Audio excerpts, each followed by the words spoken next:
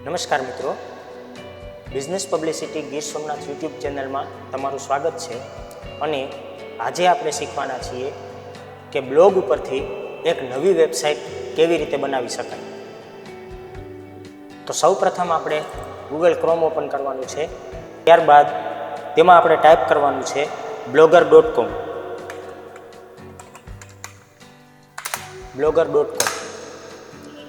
blogger.com ની અંદર સૌ પ્રથમ વેબસાઇટ બ્લોગર, જેના ઉપર આપણે ક્લિક કરવાનું છે. ત્યારબાદ આપણને અહીંયા ક્રિએટ બ્લોગ લખેલું બતાવશે. ક્રિએટ બ્લોગ ઉપર આપણે ક્લિક કરવાનું છે અને એક નવો બ્લોગ બનાવવાનો છે. તો સૌ પ્રથમ આપણે જે વેબસાઇટ બનાવવાના છીએ તે વેબસાઇટનું નામ કેવું રાખવું એ આપણે નક્કી કરવાનું છે. તો જે ટાઈપનું આપણે કન્ટેન્ટ બનાવવાનું છે એ ટાઈપનું આપણે નામ રાખીશું. તો હું એક બ્લોગ અહીંયા તમને બનાવીને બતાવું છું કે જેની અંદર આપણે wedding photographs, natural photographs, animal photographs, તમામ પ્રકારના ફોટોગ્રાફ્સ જે વેબસાઇટ ઉપરથી મળે છે એ ટાઈપની આપણે એક વેબસાઇટ તૈયાર કરીએ. તો અહીંયા આપણે કોઈ પણ એક નામ આપીએ વેબસાઇટનું.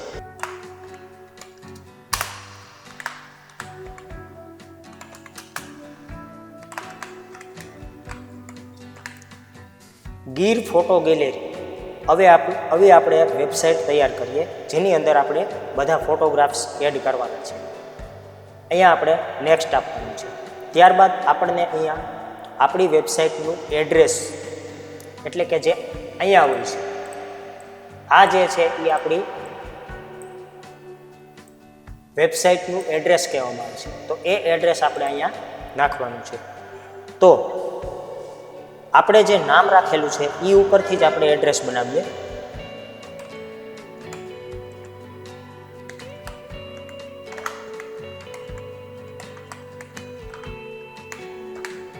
Gir photo gallery. જો અહીંયા આ જે તમે એડ્રેસ આપો છો એ એડ્રેસ અહીંયા નીચે this blog address is available આવું લખાઈને આવે છે એટલે આપણું આ એડ્રેસ ચાલશે. પણ જો આવું લખાઈને ના આવે અને અહીંયા રેડ કલરે નોટ અવેલેબલ લખાઈને આવે તો આપણે આ એડ્રેસની અંદર સુધારો કરવાનો રહેશે. તો અહીંયા આપણે સેવ આપી દેવાનું છે. હવે આ એક આપણને બ્લોગ તૈયાર કરીને આપી દીધો છે, જેમની અંદર post, status, comment, earning, pages, layout, themes અને સેટિંગ. આ બધી વસ્તુમાં સૌ પ્રથમ આપણે આજે શીખવાનું છે આ વિડીયોની અંદર ક્રિએટ બ્લોગ અને સેટિંગ. તો આપણે સેટિંગની ઉપર જઈશું. ત્યારબાદ ટાઇટલ. આ ટાઇટલમાં આપણે ગીર ફોટો ગેલેરી આવું નામ આપેલું છે. તો આ નામને તમે ધારો તો અહીંથી ચેન્જ કરી શકો છો. ત્યાર પછી ડિસ્ક્રિપ્શન. તો ડિસ્ક્રિપ્શનની અંદર આપણે એવું લખવાનું રહેશે કે આ કન્ટેન્ટની અંદર તમે શું શું અવેલેબલ કરવાનું છો એ વસ્તુ. તો અહીંયા આપણે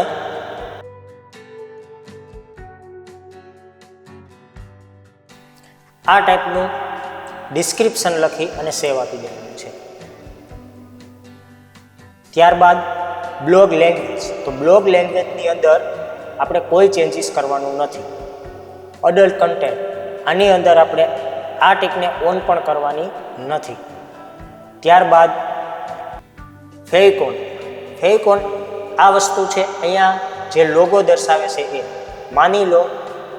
માની લો કે તમે કોઈ એક વેબસાઇટ બનાવેલી ઓપન કરો છો તો જે આ જગ્યા ઉપર તમારો લોગો આવે છે એ લોગો તમે અહીંયાથી મૂકી શકો છો. આપણે ફેવિકોન ઉપર જઈશું, સિલેક્ટ આઇકોન ફાઇલ આપીશું. ત્યારબાદ આપણી જે જગ્યા ઉપર લોગો પડેલો છે ત્યાંથી આપણે એને અપલોડ કરીશું.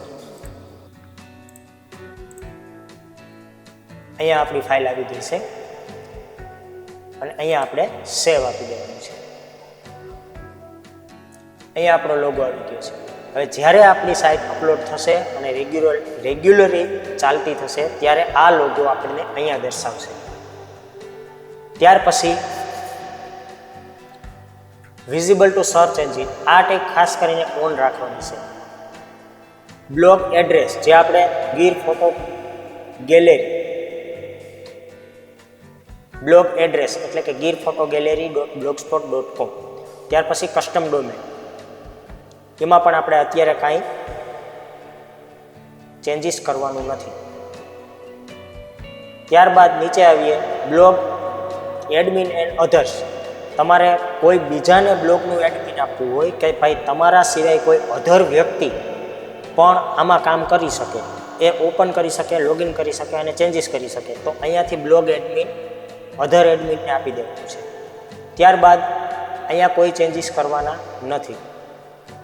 Max post show main page. Main પેજની અંદર વધુમાં વધુ તમારે કેટલા પોસ્ટ ઓપન કરવા છે, તો મેક્સિમમ હું અહીંયા અત્યારે 50 આપી દઉં છું અને સેવ આપી દઉં છું.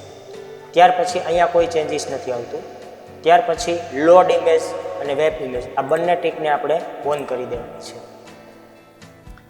ત્યાર પછી કોમેન્ટ લોકેશન, અહીંયા આપણે લોકેશન, જો તમે સામેવાળાના કોમેન્ટના લોકેશન જોવા માગતા હોય તો અહીંયા એને બલેટ આપવાનું છે, નહીંતર હાઈડ આપી દેવાનું છે. ત્યાર પછી આમાં ચેન્જીસ કરવાના નથી. ત્યારબાદ મેટા ટેગ, આ ટીકને આપણે ઓન કરી દેવાની છે. અને સર્ચ ડિસ્ક્રિપ્શન, તો લોકો સર્ચ તમને કયા નામથી સર્ચ કરે છે એનું અહીંયા ડિસ્ક્રિપ્શન આપવાનું છે. તો આપણે અહીંયા ગીર ફોટો ગેલેરી આવું કોઈ સર્ચ કરે તો આપણી સાઇટ દેખાવી જોઈએ. ત્યાર પછી અનેબલ કસ્ટમ robot.txt, આ ફાઇલ અત્યારે આ ટીકું બંને ઓન કરી દેવાની છે. અને અહીંયા robot.txt શું છે અને એને કેવી રીતના એડ કરવાની એ આપણે નેક્સ્ટ વિડીયોમાં જોવાનું છે. અત્યારે માત્ર સેટિંગ. તો હોમ પેજ ટેક્સ અહીંયા ક્લિક કરવાની છે. તેમાં સૌ પ્રથમ ઓલ ઉપર ઓન કરી દેવાનું છે અને નૂન ડીપી, આ બંનેને ઓન કરી અને સેવ કરી દેવાનું છે. ત્યાર પછી આર્સિવ સર્ચ, એની અંદર પણ એ જ વસ્તુ કરવાની છે, નૂન ડીપી અને ઓલ, અહીંયા સેવ. પોસ્ટ એન્ડ પેજ ટેગ, એમાં પણ એ જ બંને વસ્તુને ઓન કરી અને સેવ કરી દેવાનું છે. ત્યારબાદ અનેબલ કસ્ટમ એડ્સ TXT, આને પણ આપણે ઓન કરી દેવાનું છે. અત્યારે અહીંયા કોઈ TXT ભરવાની નથી. આ સંપૂર્ણ સેટિંગ આપણા અવેલેબલ થઈ ગયા છે. હવે આપણે આ બ્લોગને જોઈએ તો આપણને કેવો બતાવશે, તો વ્યૂ બ્લોગ ઉપર આપણે જ્યારે ક્લિક કરશું ત્યારે આ ટાઈપનો આપણો બ્લોગ બતાવશે, આપણી વેબસાઇટ બતાવશે. તો મિત્રો, ફર્સ્ટ વિડીયોની અંદર આપણે આના સંપૂર્ણ સેટિંગ અને પ્રક્રિયા શીખી લીધી છે. વેબસાઇટને નવી કેવી રીતે ક્રિએટ કરવાની છે આ આપણે અત્યારે શીખી લીધું છે.